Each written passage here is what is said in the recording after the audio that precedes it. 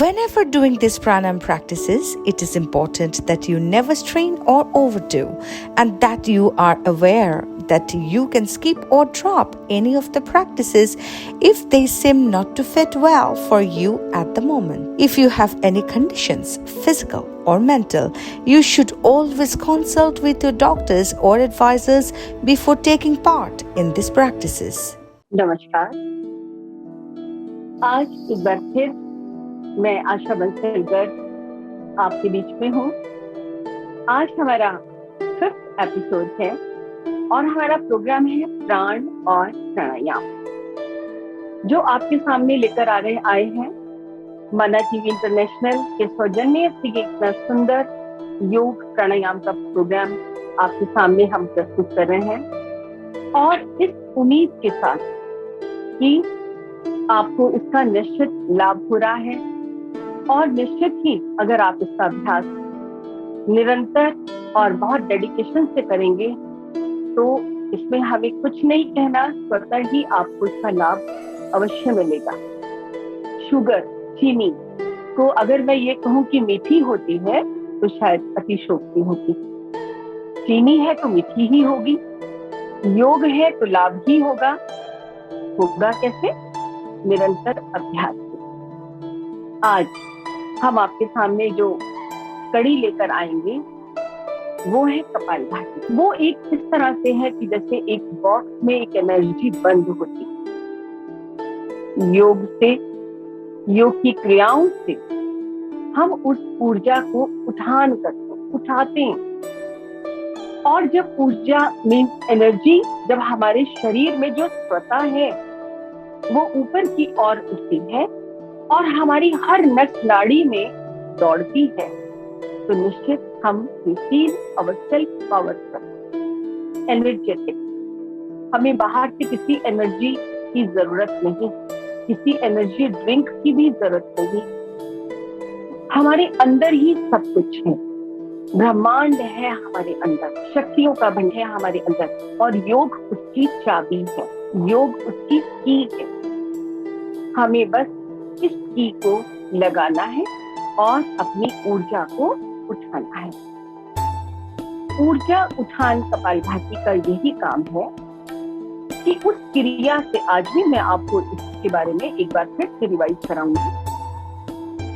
जब हम ये कपालभाति प्राणायाम करते हैं तो ऊर्जा हमारी नस नाड़ियों में दौड़ने लगती है, और जिस भाग में जिस नस नाड़ी में जो भी रोग होता है, जो भी रोग का कीटाणु होता है, वो ये ऊर्जा अपने साथ लेकर उठ जाती है और सांस के जरिए शरीर से बाहर फेंक देती है। आज का जो हमारा भाग है वो कपालभाति है। वो कपालभाति जो आज मैं आपको सिखाऊंगी वो हम आंखें और मुंह बंद करके, अपने लिप्स को बंद करके ध्यान योग के जरिए उसको करेंगे। इसका नाम भी कपालभाति ही है, और इसके लाभ, कपालभाति के अगर लाभ हम आपको बताने लगे तो न जाने कितने एपिसोड उसी में लग जाए। इसको एक ही नाम हमारे पुरातन शास्त्रों में दिया गया है, संजीवनी। संजीवनी का मतलब होता है कोई भी कैसा भी रोग हो, कपालभाति जो करेगा नियमानुसार उसका वो रोग ठीक होगा, चाहे रोग मानसिक हो, चाहे शारीरिक हो, सामाजिक हो, गृहस्थ का हो, कोई भी रोग हो। इसके बारे में मैं आपको कुछ भी और व्याख्यान नहीं दे सकती। निश्चित एक उम्मीद ये जरूर कर रही हूँ कि आप सब दर्शक लोग इसे करें और अपने प्रश्न भी दें। आपका कोई प्रश्न है वो भी मैं आपको जरूर, आप ईमेल के जरिए आपको जरूर मैं उसका उत्तर दूंगी, आपको बताऊंगी। इतना ज्ञान मुझे माँ सरस्वती ने दिया है, जितनी आज्ञा माँ सरस्वती मुझे देगी उतना कि मैं आप में बांटती जाऊंगी। अब चलते हैं हम अपने कपालभाति प्राणायाम की ओर। हमारे बीच हमारे साधक कृष्णा भी आपके बीच में है और सबको नमस्कार कर रहे हैं, और कृष्णा ही हमें क्रिया करके भी दिखाएंगे। ऊर्जा उत्थान कपालभाति प्राणायाम एपिसोड 4 का जो हमारा सब्जेक्ट था उसे हम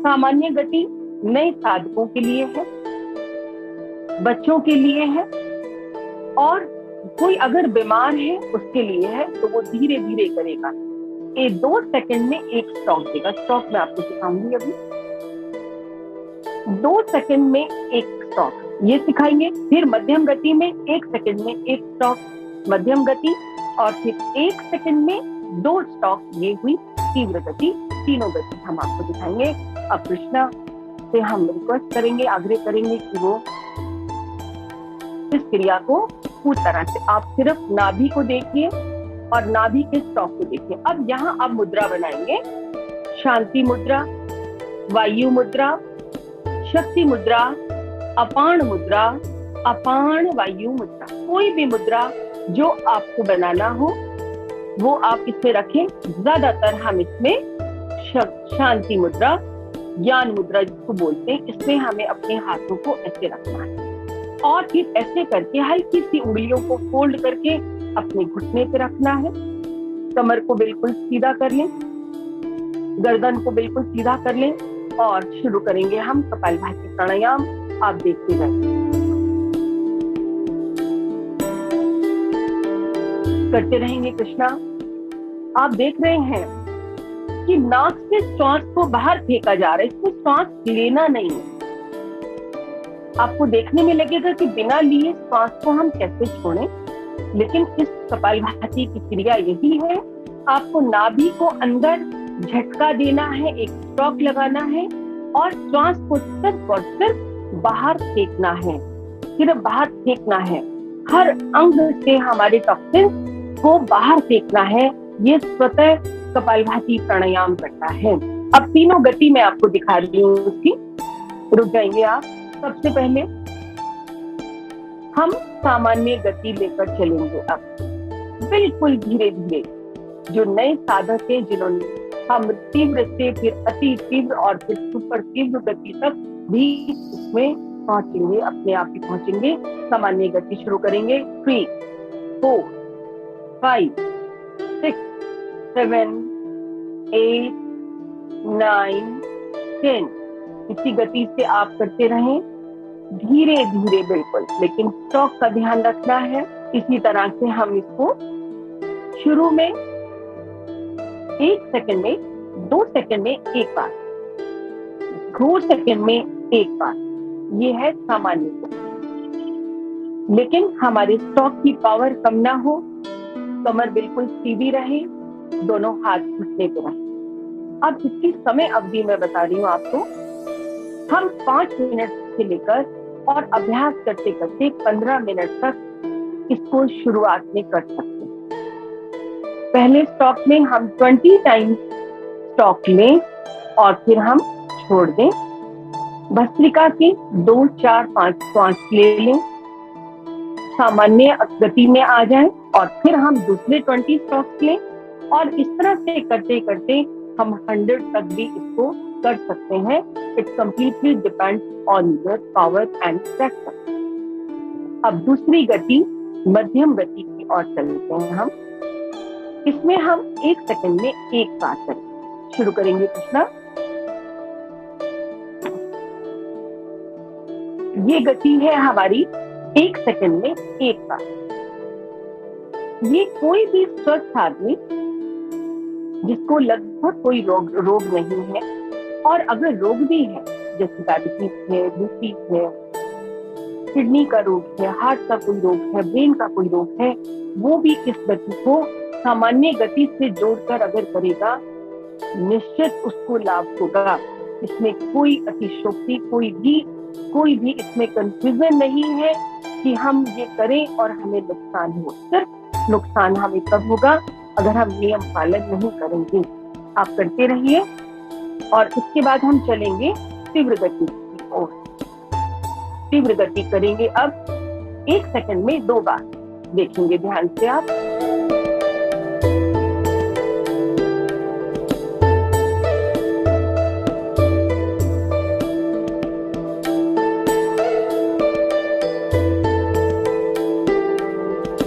ये है तीव्र गति। कृष्णा आप करते रहेंगे। तीव्र गति है ये। ये अभ्यास थोड़ा सा करने के बाद आएगा, कुछ मंथ आपको इसका अभ्यास करना होगा।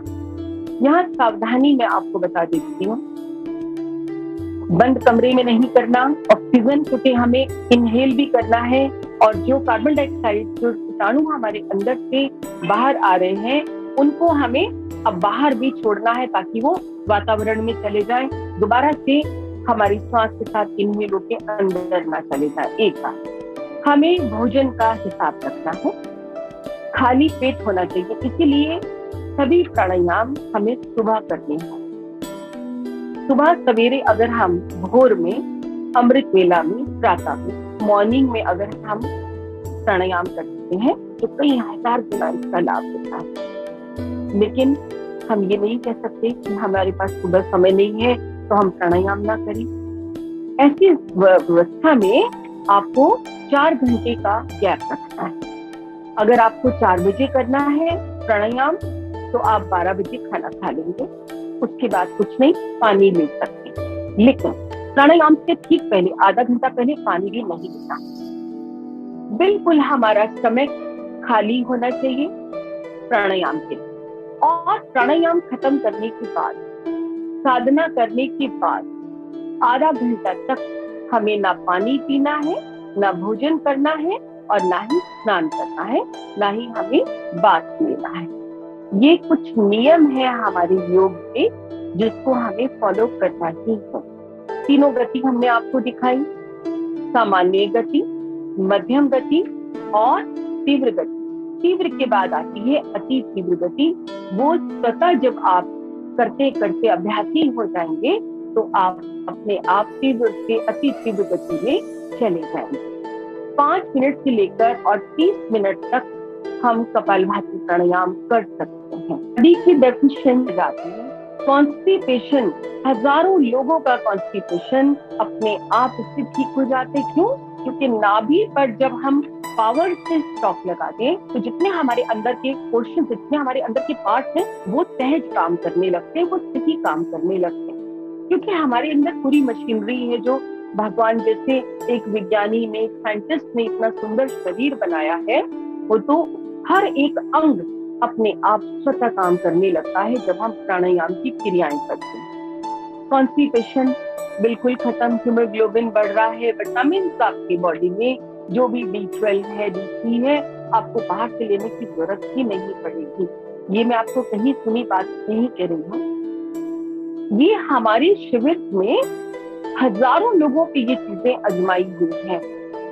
और आपको बताएं, अस्थमा जैसी बीमारी जिसका अभी तक तो साइंस में कोई ऐसा इलाज मुझे नहीं, मेरे को नहीं किसी ने बताया। हाँ, इनहेलर लेते हैं, रुक जाता है, फिर हो जाता है, लेकिन आप जितने कहें उतने हम लोगों से डाटा हमारे पास है कि अस्थमा जैसी बीमारी 100% ठीक हुई है।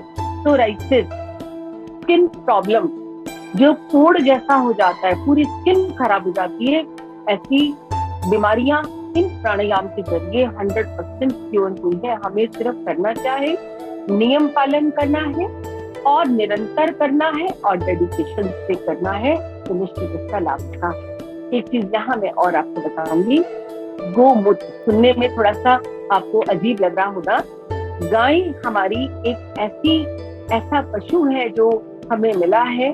हिंदुस्तान में तो गोमूत्र की कोई कमी नहीं है और ना ही विदेशों में इसकी कमी है। गोमूत्र का सेवन हमारे शरीर में वही काम करता है जो हार्पिक हमारे बाहर की गंदगी को साफ करने के लिए एसिड का काम करता है। जो लोग गाय का दूध पीते हैं और गोमूत्र का सेवन करते हैं खाली पेट सुबह एम्प्टी स्टमक, अगर हम इतना 1 औंस या 2 औंस गोमूत्र का सेवन करें और आंवला का रस और एलोवेरा का रस, उसमें ही वो मिला के हम लोग अगर ये सेवन करें तो ये अमृत है, अमृत। आपको बाहर से किसी मेडिसिन की जरूरत नहीं पड़ेगी। इस मिश्रण से हमारे यहाँ किडनी तक की रोग ठीक हुए हैं। जो डायलिसिस पे जो लोग थे उनको वो डायलिसिस छोड़ना हो गया और उनको डायलिसिस छोड़ दिया और किडनी उनकी नॉर्मल वर्क कर दी। पेट के सभी रोग, ये कपालभाति के मैं आपको लाभ बता रही हूँ रोगों के लिए। आपको नाम कितने बताएं हम? पेट के सभी रोग, आप किसी का भी नाम लीजिए, हम आपको बताएंगे। अल्सर एक ऐसा है, लीवर, फैटी लीवर है, चाहे आपका दूसरा लीवर है, पेट का कोई भी रोग हो, अगर आप कपालभाति प्राणायाम कर रहे हैं तो निश्चित उसे ठीक होना ही है, होगा ही। ये मैं आपको बिल्कुल विश्वास के साथ और अपने एक्सपीरियंस के बिहाफ से मैं आपको बता रही हूँ। सिर्फ नियम पालन करिए, सिर्फ नियम से आप करिए कपालभाति प्राणायाम, और अपने अंदर जो सोई हुई शक्तियां हैं, जो सोई हुई शक्तियां हैं वो हम आपकी जगा रहे हैं। सुंदर कांड में हनुमान जी भी अपनी शक्तियों को भूल गए थे, और जब उनको लंका पार जाना था तो उनको याद ही नहीं आ रहा था कि लंका पार कैसे जा सकती है। तो जामवंत जी ने उनको उनकी शक्तियों का व्याख्यान किया था, उनको याद कराया था कि आपके अंदर कितनी शक्तियां हैं जिसको आप भूल गए हो। आप उन शक्तियों को जगाइए, उनको याद करिए, आपके अंदर ही सारी शक्तियां हैं, तो आप समुद्र लांघ जाएंगे। हम भी आपको आपके अंदर की शक्तियां जगाने का काम कर रहे हैं, और निश्चित आपके अंदर वो सब कुछ है जो आप बाहर ढूंढ रहे हैं। अपनी शक्तियों को जगाइए, ऊर्जा उठान कपालभाति प्राणायाम से अपनी एनर्जी को उठाइए, और उसके बाद कपालभाति के दूसरे भाग से पूरी उस एनर्जी को पूरे शरीर की नस नाड़ियों में इस तरह से फैला दीजिए कि वहां रोग का कोई कीटाणु रह ही नहीं सकता। कपालभाति प्राणायाम पेट को तो ठीक करता ही है, उसके उस शरीर को ऊपर से नीचे तक ये कवर करता है। कपालभाति प्राणायाम करते करते हमारी भूख कंट्रोल हो जाती है, हमें भूख लगती नहीं। अब इसका मतलब ये नहीं कि हम कुछ ना खाएं या हमारी भूख बंद हो जाए, ऐसा बिल्कुल नहीं है। ये जो तीसरी उंगली है, ये है शक्ति मुद्रा। शक्ति मुद्रा, जब हम डाइटिंग करते हैं, भोजन कम करते हैं, तो हमारे अंदर शक्ति कम होती है। उस वक्त अगर हम इसको इस तरह से अपनी उंगली को ध्यान से देखेंगे, सभी अपनी तीसरी उंगली को इस तरह से बंद करके और इसको हल्का सा फोल्ड करके हम घुटनों पे रख लेंगे और कपालभाति प्राणायाम करेंगे, तो हमारे अंदर एक्यूप्रेशर पॉइंट दबने से शक्ति का संचार होगा। तो हमें जो शक्ति कम हमारी भोजन की वजह से हो रही है, वो अपने आप हमारी शक्ति जो अंदर है वो हमारे शरीर को काम करने लगेगी, हमारे शरीर को शक्ति देगी, और हम भोजन कम करेंगे और हमारे शरीर को लाभ होगा और फैट अपने आप कंट्रोल होता चला जाएगा। अब कोई बहुत पतला है, उसका भी यही है कि बहुत पतला इंसान अगर कपालभाति प्राणायाम इसमें करेगा तो उसके शरीर पे हल्का हल्का फैट का लेयर आने लगेगा और वो एक सही प्रपोर्शन में आ जाएगा।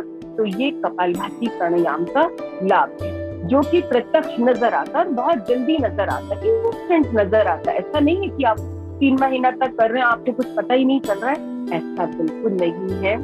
जो करेंगे चेहरे पर चमक दमक नजर आने लगेगी। इसका नाम ही है कपालभाति।